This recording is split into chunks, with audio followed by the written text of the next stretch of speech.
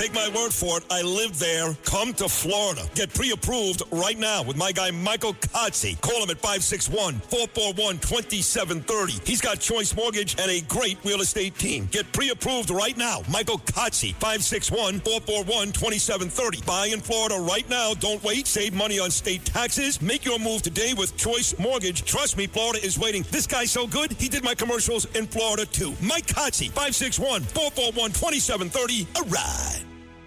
And now, a message from McAfee. I'm not a real kid. And I'm not a real grandpa. We're deep fakes. And we're making it harder to tell what's real online. The good news? McAfee can help. McAfee's scam detector automatically identifies text and email scams and even deepfakes. So if you whippersnappers meet one of us, you'll know. If they're faking it, they're not making it past us. Get award-winning scam detection today. McAfee.com/keepitreal. The Rita Cosby Show on the Red Apple Podcast Network. Breaking news. And tonight on the Rita Cosby Show, this is very interesting. Just coming out that Elon Musk reveals that he wouldn't do Doge again, saying that he doubts the efforts to cut government were successful. He did an interview with the Katie Miller podcast that is Stephen Miller's wife's podcast. And he said, we're a little bit successful. We're somewhat successful, the Tesla founder said. But he also said that he wasn't sure if the efforts by Doge were worth the chaos that it unleashed. And he also admitted that his high-profile stint maybe didn't work as well as clearly he wanted it to. Well, I think everybody can agree on that. On the other hand, I actually think he's giving himself a hard time. I think the fact that he actually did cut down some, he certainly brought attention to the bloated spending in Washington and beyond. And I actually think a lot of the things that he did were quite successful. And I think it was a noble mission. And I'll never forget when I was there at Madison Square Garden and I saw Elon Musk talking with President Trump. They've, of course, kind of reconciled. They're back together again. But at that moment, he and Howard Lutnick were sitting there cheering and shouting and saying, boy, we're going to cut X amount of things. We're going to cut this much worth of payments every year. We're going to scale back. We're going to find all the bloat. And boy, he did find a lot of things. You could make the case that maybe it was a little tough. Maybe it was a little harsh the way that it came out. And obviously, there were a lot of people who lost their jobs that weren't happy about it. Some of the things that fell through the cracks. Remember, there were some issues tied to those who were receiving benefits after being there at ground zero. That obviously was a big mistake. That never should have happened. You don't want to see any cuts to anybody who was helping there at ground zero and certainly needed it and deserved it. So there were definitely a couple mistakes along the way. And I think some of the blanket just cutting and slashing was a little overwhelming. There were other ways to do it. And maybe it was not necessarily the goal or the mission or the project. Maybe it was more the implementation. On the other hand, there was probably so much bloat and so much fat that it was probably just easier to say we're going to cut X amount from each different agency. And a lot of them were on board, and a lot of them, I think, have kept those cuts. So I do think there were a lot of positive things.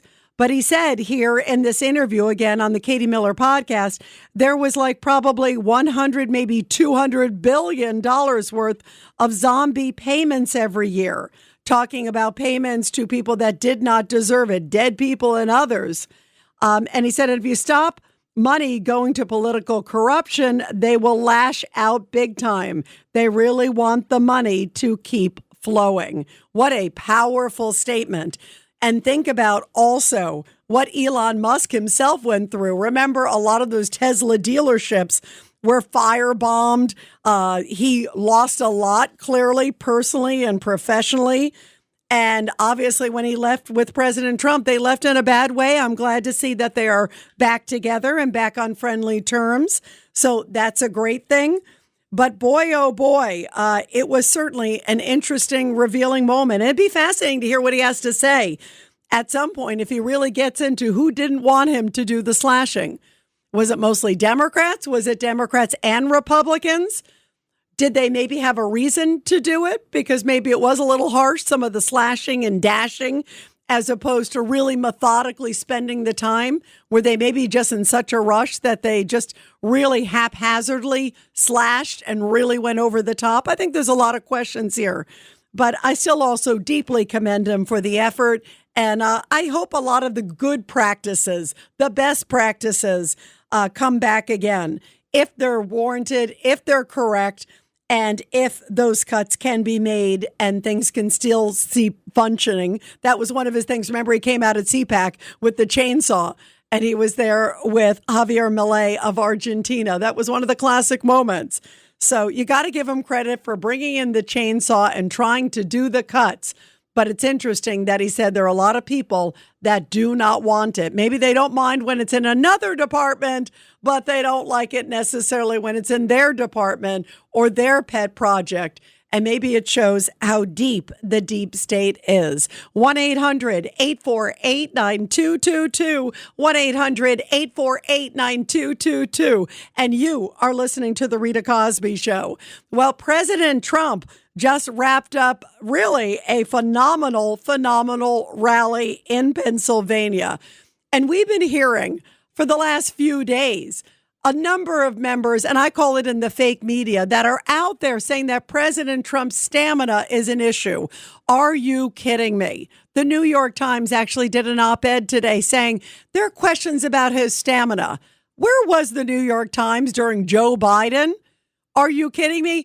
President Trump is like the globetrotter. He's all over the globe. He's going to different spots. He's the Energizer Bunny. Just this week, he did a 3-hour cabinet meeting. And now tonight, he just gave an incredible speech. He just spoke extemporaneously on and on and on and on. But yet the New York Times has the audacity not to criticize President Biden, who couldn't even get the word America out the other day. Did you see that? That was a doozy. It was like America, you know. And then the next was LGBTQ. It was like LQBZYTQ. It was really painful. And yet the New York Times is actually trying to make us think that Trump has a stamina issue. I don't think so. And tonight he was really on fire. He is starting his tour on affordability across the country. And during it, classic President Trump, he kind of goes off on these different tangents. And one of the things he talked about tonight was Ilhan Omar, one of his favorite topics. And he clearly is one of her favorite topics. There's no doubt about that. And he said that he is definitely having his regime looking into, obviously, the Minneapolis Somali scandal. Now, earlier today on Katz and Cosby, we were talking with Dr. Oz and a whole bunch of other folks, also Congressman Chairman James Comer of the House Oversight Committee, and they say they are looking into this big time and that President Trump could withhold federal funds to Minnesota as they are investigating this because of the fraud, because that is such a big, huge issue.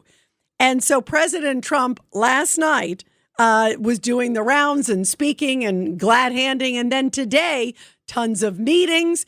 I don't think stamina is an issue. And here he is just a little bit ago. He's in Pennsylvania talking about Ilhan Omar, mentions that she was married to her brother, and then kind of took it to her in classic Trump fashion. Here's a doozy. I think that's a great, like Somalia. Welcome. Do we have any individuals from Somalia in the group? Please raise your hand. That's for Minnesota, you know. That's called the Great Big Minnesota Scam with one of the dumbest governors ever in history.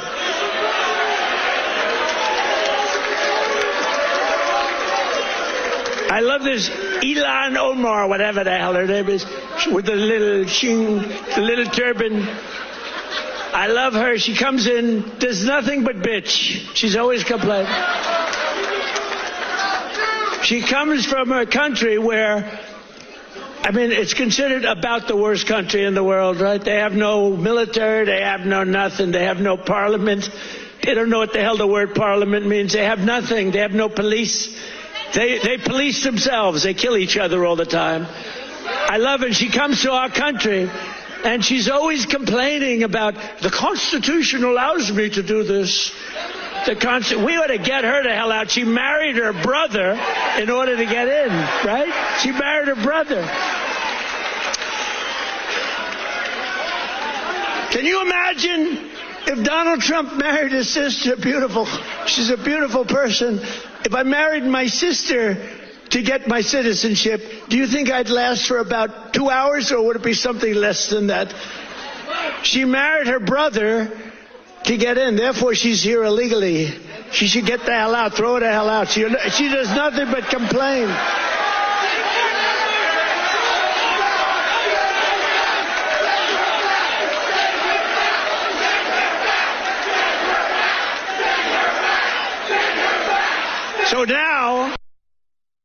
So now, he is such a classic. In her little turban, married to her brother. And obviously none of that was on prompter. Can you imagine Joe Biden would have been like the little turban, where am I now? I mean, Joe Biden would never have been able to handle this. And yet the New York Times is questioning the stamina of Donald Trump. And obviously tonight, also everybody talking still about Zoran Mamdani. And the appointment that he made, this is incredible, of this armed robber to his transition team. This is the armed robber who served 7 years behind bars in state prison for robbery cases dating back to the 1990s. And he was asked about it today. How could you pick this guy on your transition team about criminal justice? Why would you ever want to have this guy who served time for multiple robberies of cab drivers? By the way, let's not forget Mamdani always says he's the man of the cab drivers, that he's somebody, remember, he kind of rose to fame helping the cab drivers. So now the guy who robbed the cab drivers, and a jury found him guilty of these 2 armed robberies, this is who he puts on his transition team. This is the best you got, Zoran Mamdani? And listen to this. He was asked about it. If you think word salad is an art, he is Picasso. Listen to this one. We put together a team of more than 400 New Yorkers who are on 17 different committees. And these are New Yorkers who bring with them both a fluency of the policies and politics of the city, the places that they've succeeded, the places that they've failed. And we will take all of their experiences and their analysis into account as we build a city for each and every person. If anybody could translate that for me, I would really love a translation. What does that mean? 1-800-848-9222, 1-800-848-9222.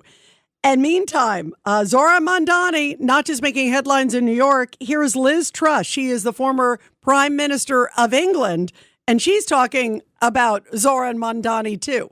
I've seen what's happened with Mamdani being elected. We have characters like that in Britain. They're never satisfied. They keep putting up taxes. They keep putting up more regulation. We've seen in Britain appalling development of anti-Semitism. That's what I fear for New York. Our taxes are too high, our regulation is too high, and our energy prices are also sky high. And this has meant people leaving, businesses leaving. It's difficult to build new buildings because of all the regulations. And even though we're sitting on masses of oil and gas, fracking is banned, so our energy prices are high. And it's not surprising that that makes us uncompetitive. I was trade secretary in Britain, and I signed 60 trade deals as trade secretary. And I know that in order to get deals done, you have to negotiate and you have to use leverage. And it's exactly what I did as trade secretary. So I know that is how you get the deals done. What the club is about, the Leconfield, it's about economic growth, it's about prosperity, it's about building that network of senior business executives, entrepreneurs, political leaders to create new opportunities in Britain and around the world. And We need to see economic growth. That is the most important thing. And this will bring together people in real life to exchange those ideas, but it will also provide a space in London where people can do business. Currently, people end up in hotel lobbies. They're trying to work in clubs that maybe ban laptops or mobile phones.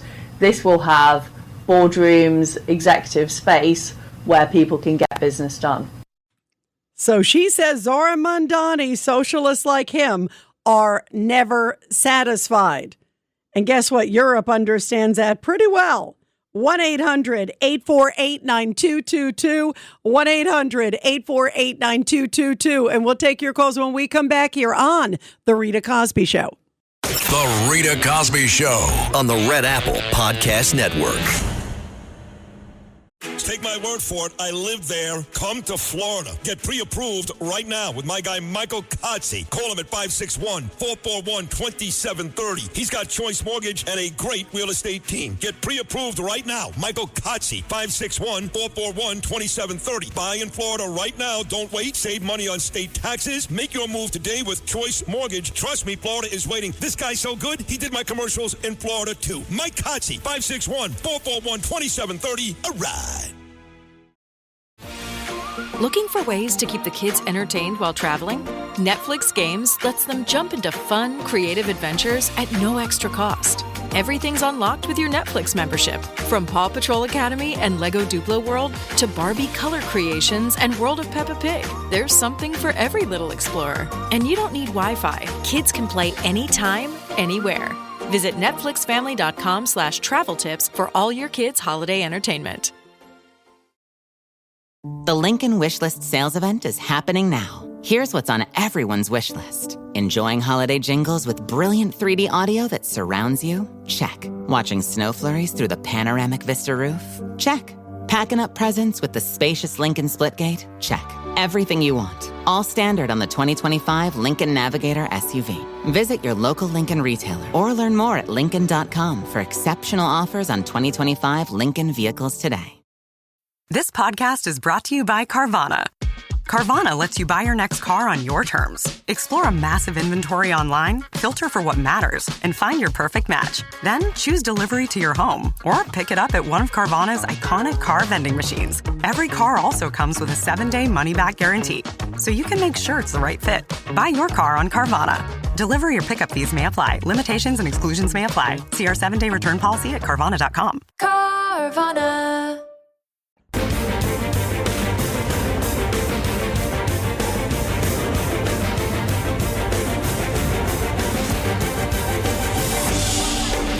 It's the Rita Cosby Show. And now we have some breaking news. Anyway, here it is. Democrats win Miami's mayor race. It's the first time in nearly 30 years, marking a big GOP loss. The Democrats have taken control of Miami and Florida for the first time after candidate Eileen Higgins clinched the city's mayoral election. The 61-year-old Higgins beat out a Trump-backed candidate, Emilio Gonzalez, in the Florida city's runoff, which took place tonight. And she will become the city's first Democratic mayor since 1998. And also, it's the city's first ever female mayor. So that is very interesting, and we'll try to have to look into why that happened. 1-800-848-9222. Let's go to Mark in upstate New York, line 4. Go ahead, Mark. Yes, Rita, thanks for taking my call. I have a theory on why the media is pushing Donald Trump. What's that? As far as his stamina and his condition. Now, this might be a reach in the conspiratorial in nature, but Donald Trump will always take a challenge.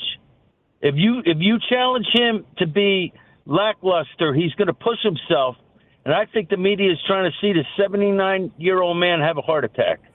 Or they're just trying to bait him or push him or kick him. And also, guess what? I think they believe it and they like ratings. The Rita Cosby Show on the Red Apple Podcast Network. Rain-X wipers are the #1 wiper blades in America. That means all kinds of drivers choose Rain-X. Big drivers in small cars choose Rain-X. Small drivers in big cars choose Rain-X. Drivers with long hair and short commutes choose Rain-X. Drivers with short hair and long commutes choose Rain-X. Drivers with pets on board, babies on board, and bored babies on board choose Rain-X. Basically, drivers who love a clear view of the road all choose Rain-X wipers, the #1 wiper blades in America. This is Charlie. He's my part rescue dog, part whirlwind. Half of his breakfast always ends up on the floor. And he leaves fur everywhere. That's why I grabbed the Bissell Power Clean Fur Finder. It's cordless, powerful, and actually finds fur you don't even see. If you've got a pet like Charlie, you've got fur everywhere. The Power Clean Fur Finder gets that. Discover how Power Clean Fur Finder makes pet cleanups effortless at Bissell.com. What's going on? I'm Arch Manning, Viore athlete and college quarterback. Whether I'm running, training, traveling, or just unwinding at home, I love doing it in my core shorts from Viore. With a breathable boxer brief liner, they're quick to dry, super versatile, and stand up to even my most intense training sessions. Plus, they come in 3 inseams and a ton of colors. Ready to try a pair? Go to Viore.com/arch and get 20% off at checkout. I think you're going to love them as much as I do. That's VUORI.com/ARCH and get 20% off your first order. Exclusions apply. Visit the website for full terms and conditions. Not only will you receive 20% off your first purchase, but enjoy free shipping on any U.S. orders over $75 and free returns. Have a great day.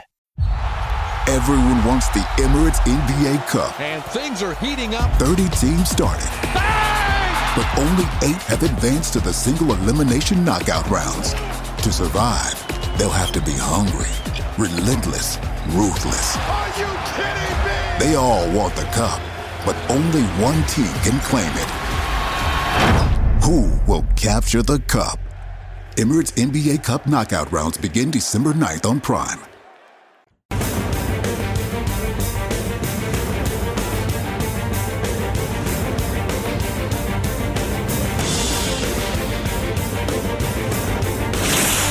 Rita Cosby is on. The Rita Cosby Show presents Back the Blue. And this Back the Blue segment coming from New York, where dramatic video captured the great NYPD officers diving into freezing waters of a busy section of the East River to rescue a man who was struggling to reach the Brooklyn shoreline. When the officers got on the scene, they assessed the situation and immediately dove into the water to rescue a 67-year-old man who was struggling in the water to make it to shore. You could see the officers from the harbor unit of the NYPD immediately tossing a rescue float over the railing and eventually diving right into the ice-cold river to rescue the man. They heroically swam over to him. They pulled him up on nearby rocks so he could be safely lifted out of the river water on a ladder. The officers then came back into the boat, and they also made sure that he was put on a stretcher. They said that he was taken immediately to the hospital. Incredibly, he's only in stable condition. That is a good sign, because had he been in the water much longer, he probably would not be alive. It is absolutely freezing outside. Needless to say, the NYPD posted online, when a 911 call comes in about a person struggling in the water, the NYPD's harbor unit dived right in. They didn't hesitate, jumping into the absolutely freezing water and rescuing the individual. No fear, no delay. New York's finest. And bravo, of course, to the men and women in blue. Well, we are talking about Zoran Mamdani, and it looks like Eric Adams, the current mayor of New York, is trying to Mamdani-proof New York. He's trying to do a couple things to block Mamdani. First off, he's been appointing certain different individuals, putting them in different positions like the Rent Control Freeze Board. And now this is interesting, even though this is only short-lived, depending what Mamdani does, but it kind of puts Mamdani in a box. Eric Adams has now named a new head of the NYPD's Independent Oversight Board, which is the board that reviews cases against officers. And remember, Zoran Mamdani famously came out and said he would take that power away from the NYPD commissioner, which is going to be Jessica Tisch. She's agreed to stay on.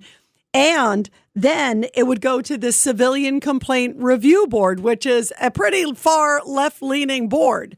So Eric Adams, because a lot of them are appointed. So you could have the people on the board that are like super duper left-leaning. And so what Eric Adams is doing is at least putting in place somebody who he believes is somebody who has law enforcement's back. And either Mamdani will keep him or he'll fire him, but it will make a bit of a hay if he were to remove him.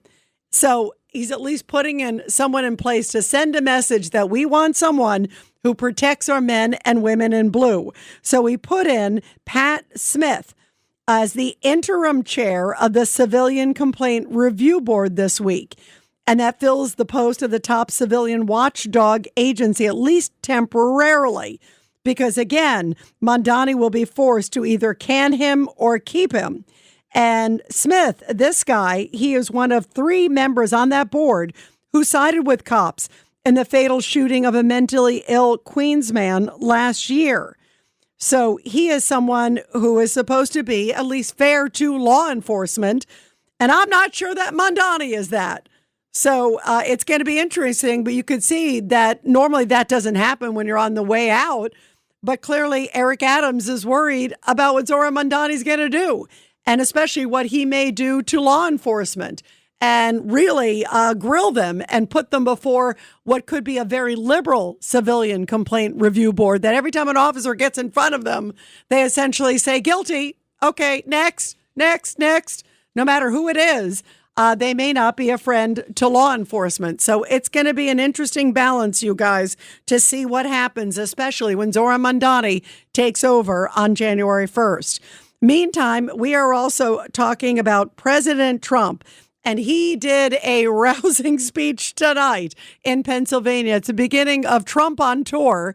And Trump is going around the country now talking about affordability and talking about a whole bunch of different things going on in the country, sending the message like nobody else can.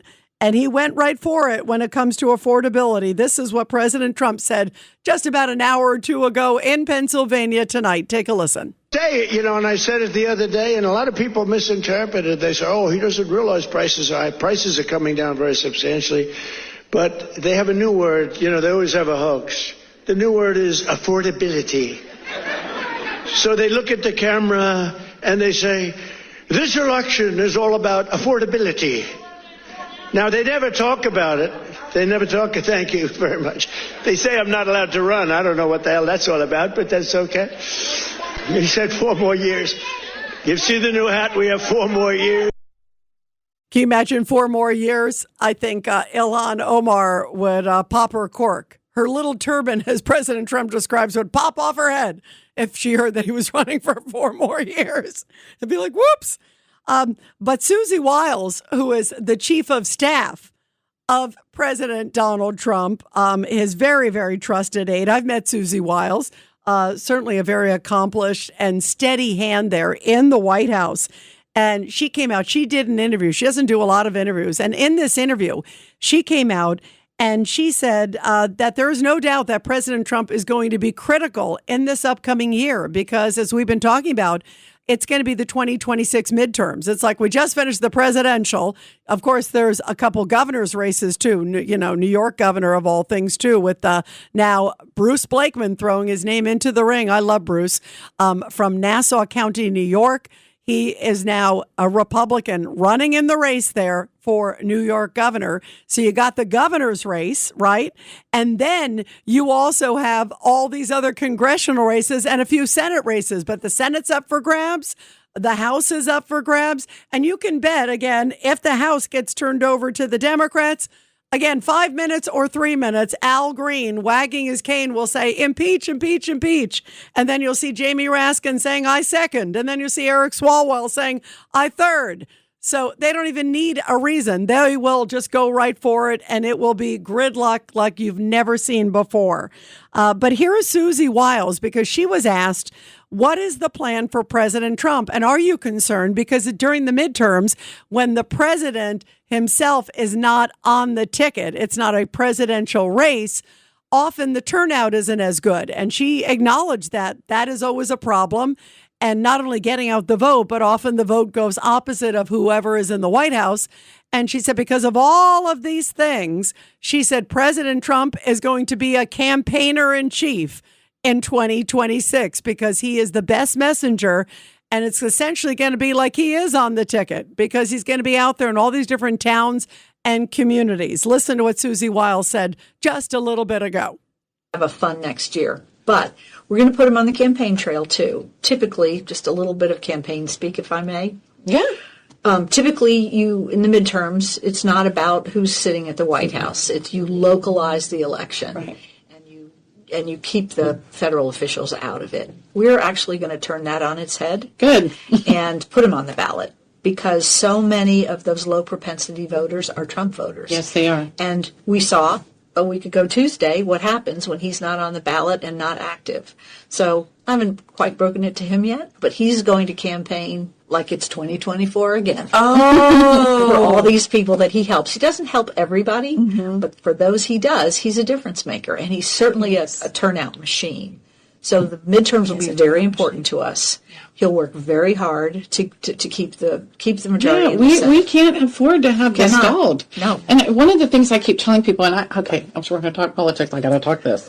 I am so frustrated with all of the people that gave abundantly to organizations like ours and others over the last 4 years to make sure that we won. And our objective was threefold. We didn't just want the presidency. We wanted the House. We wanted the Senate. And we were very strategic on where we went, how we focused to get those moms out. And now it's like they're all sitting on their laurels and going, oh, we're good. I'm like, I don't think you realize how good we aren't. Yeah. And this, with swipe of a pen and one election can change everything. And the majorities in both houses are so small. Right. They are. This is a good Senate year for Republicans. Every 2 years is what it is for House members. So there's candidate recruitment. The president started raising money for the midterms the day after the election. Good. And he's sitting on a huge war chest to help these people. And he'll use it, and he'll use himself, and he'll use his money that he's raised, probably his money too, and nobody can outwork him. So there's every reason to be confident, but we have to actually get it done. Yeah. Well, it sounds like they got big plans. There is no doubt about it. And of course, President Trump wants to keep the House. If he can keep the House, that would be enormous. You heard that they believe the Senate. It's a good year for the GOP. The House, that's in question. And that could be a mess if it switches hands, especially for President Trump and his mission and America's mission, too, as well. Meantime, as we're talking about Zoran Mamdani, he is going to be fighting Trump tooth and nail, putting these crazy appointments onto his different transition teams.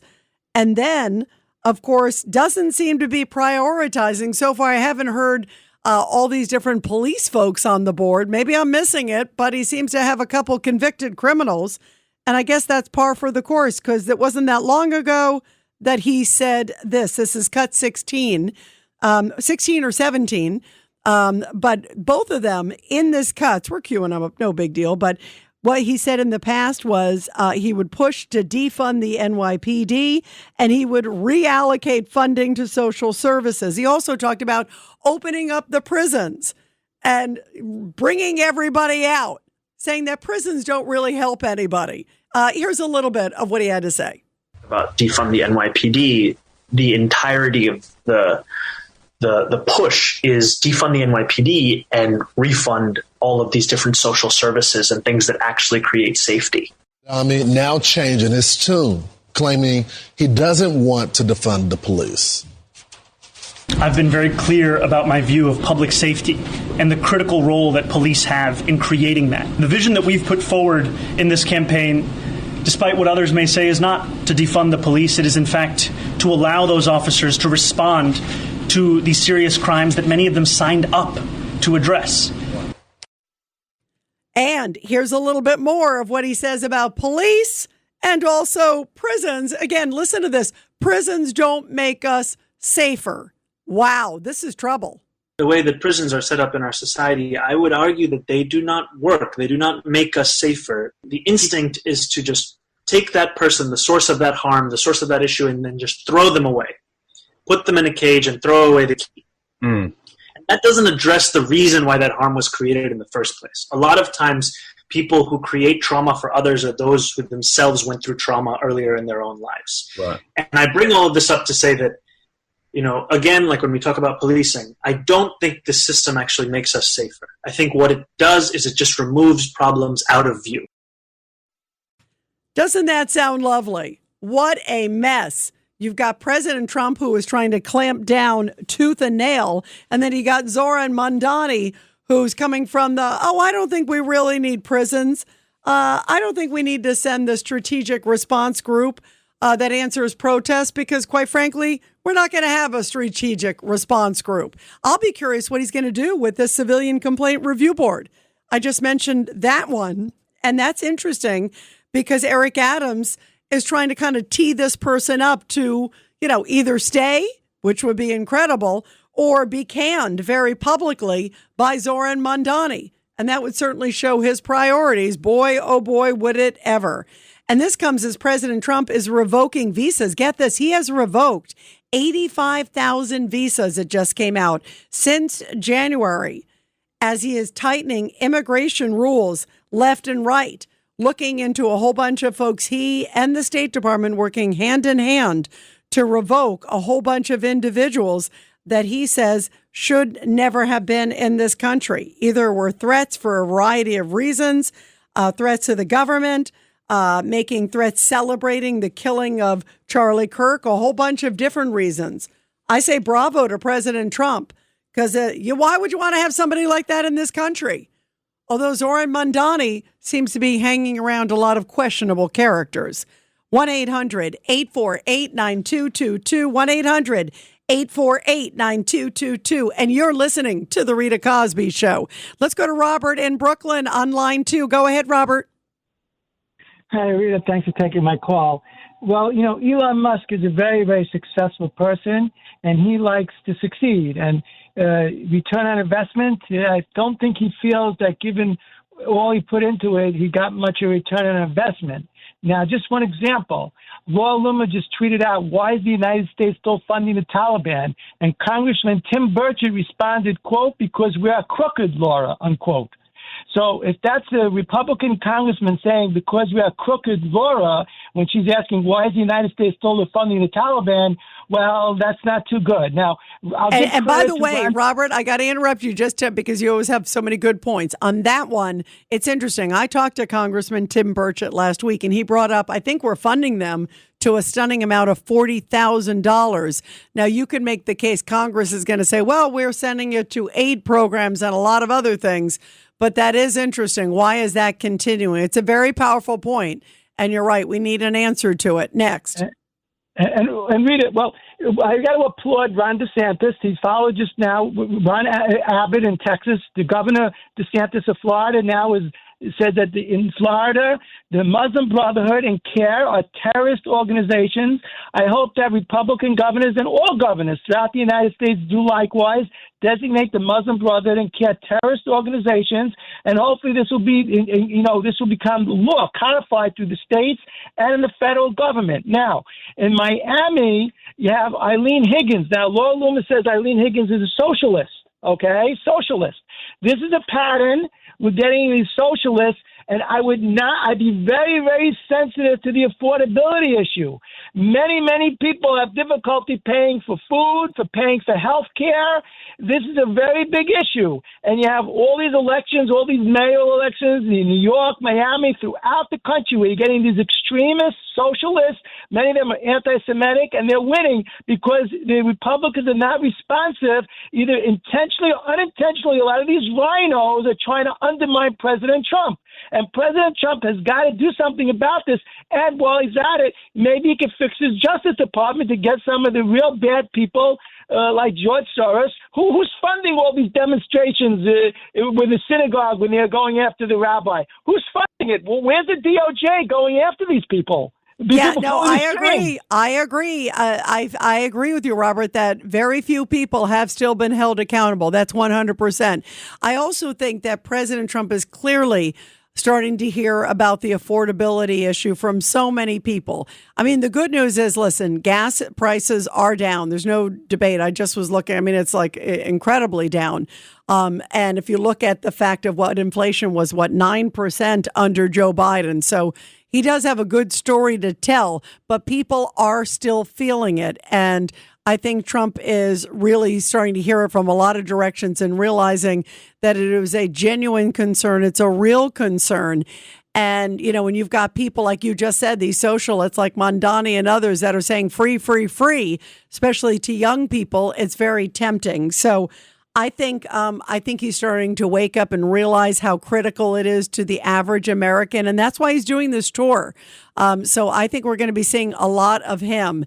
And he's going to want to make sure that Americans feel better and that the numbers are bearing it out, too. And that is the bottom line at the end of the day, and especially in an election year. But anytime, you know, Trump gets the economy and he wants to make sure everybody understands it and feels it in the right way. So you're right. I think this is just the beginning of a long talk about affordability. 1-800-848-9222.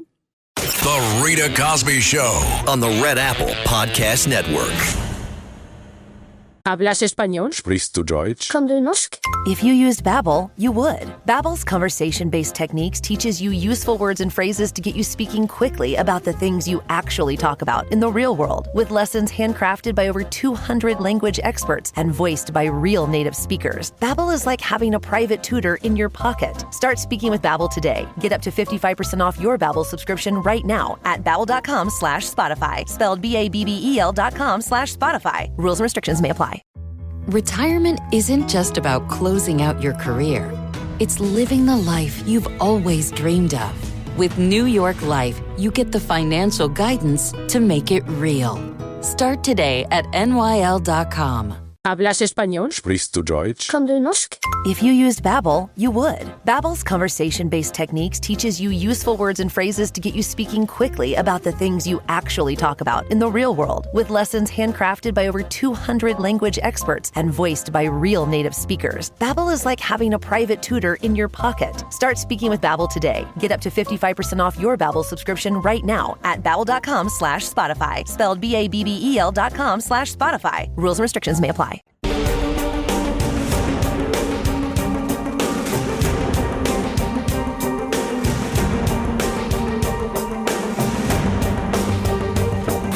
This is the Rita Cosby Show. And the number to call is 1-800-848-9222. Let's go to EJ in Rochester, New York on line 4. Go ahead, EJ. Your thoughts tonight. Yes, ma'am.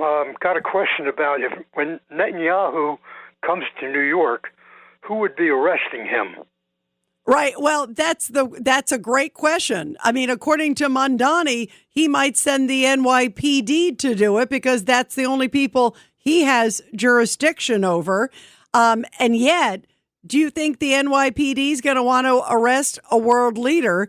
And then there's going to be people blocking him because he's going to have, you would assume, Secret Service with him and maybe Mossad agents, Israeli dignitaries. So, I mean, the whole thing is just incredible, EJ, isn't it? It's like a joke. Oh, yeah. I mean, it really is. I mean, but the fact that he keeps saying it is, to me, either ignorant or stupid or just incendiary.